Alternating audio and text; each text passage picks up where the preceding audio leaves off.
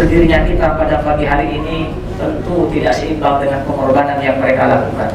Kita di sini, tadi saya sebelum upacara hanya duduk beberapa menit, hanya berdiri beberapa menit, atau mungkin kita upacara saat ini hanya berdiri 2 jam rasanya sudah capek. Mereka 350 tahun mereka telah berkorban untuk kemerdekaan kita dan kebahagiaan kita pada pagi hari yang mulia ini. Maka adik-adik yang dimuliakan oleh Allah Subhanahu wa Ta'ala, maka kita sebagai bangsa, sebagai anak bangsa tentunya paling tidak setiap tanggal 17 Agustus kita harus mengikuti upacara. Jangan sampai karena alasan-alasan yang sepele kita tidak mau hadir, tidak mau mengikuti kegiatan upacara yang rutin kita laksanakan. Karena bagaimanapun man lam yashkurin nas lam yashkurillah. Siapapun, kata Nabi Shallallahu Alaihi Wasallam, yang tidak bersyukur kepada sesama manusia, maka berarti dia tidak bersyukur kepada Allah Subhanahu Wa Taala. Maka hadirnya kita pada pagi hari ini adalah wujud rasa syukur kita kepada para pahlawan kita, sehingga dengan ini harapan kita mendapatkan ridho dari Allah Subhanahu Wa Taala. Dan harapan yang besar tentunya adik-adik yang dimuliakan oleh Allah Subhanahu Wa Taala, kita berharap semoga bangsa kita ini bukan hanya sampai di sini saja kemerdekaan kita. Semoga bangsa kita ke depan makin maju, makin dihormati, makin ditakuti oleh negara-negara lain selain negara kesatuan Republik Indonesia. Dan tentunya kita berharap semoga kita semua, terutama adik-adik yang ada di depan saya ini, kelak menjadi orang-orang yang menjadi penerus tongkat estafet perjuangan para pahlawan kita yang telah mendahului kita. Adik yang dimuliakan oleh Allah Subhanahu Wa Taala, mungkin juga karena saya nggak perlu bertanya lebar, karena saya yakin para dewan guru juga sudah kecapean saya sampaikan tadi itu, kita berjuang hanya 2 jam, capeknya sudah luar biasa. Jadi yang perlu saya sampaikan juga rasa syukur kita dijadikan bangsa Indonesia. Kita bersyukur lahir di Indonesia, minum air di Indonesia, makan di Indonesia. Yang kata orang-orang terdahulu itu, tongkat saja ditancapkan di Indonesia ini bisa jadi makanan. Saking subutnya negara kita kesatuan Republik Indonesia itu dari segi ekonomi.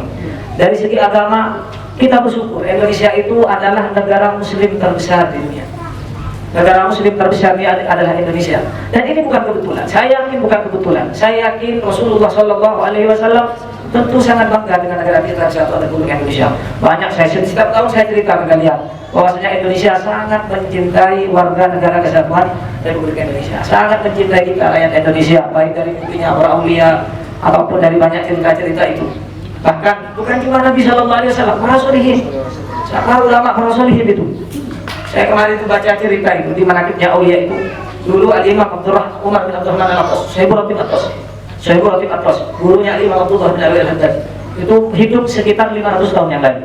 Satu waktu beliau berkumpul dengan para muridnya di Hadramut, di Quraisy, perjalanan 3 jam dari kota Tarim. Itu belum ada para Alawin yang generasi mutakhir itu yang tahu tentang daerah ini. Jadi beliau, Al-Imam Umar bin Abdurrahman Al-Attas itu kumpul dengan murid-muridnya.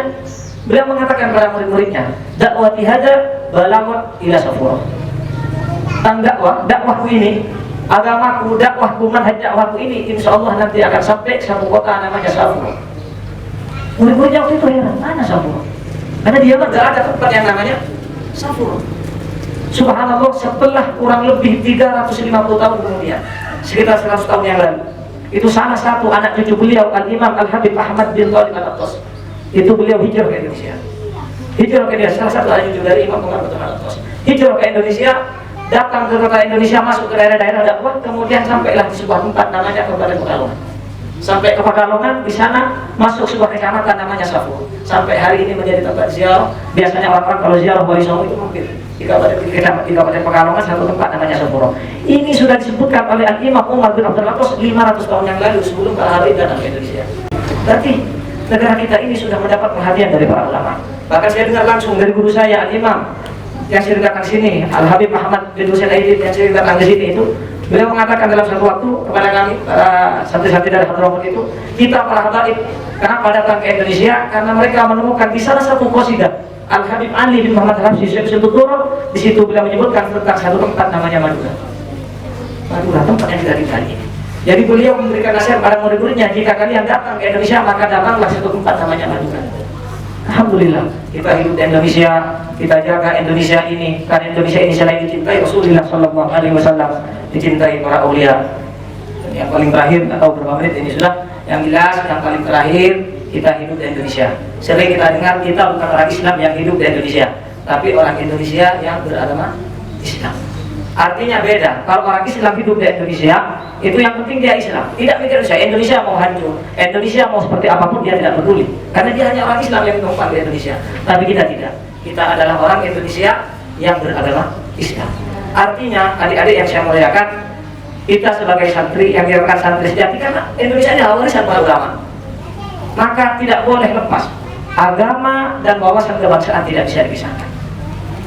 Agama dan wawasan kebangsaan tidak bisa dipisahkan.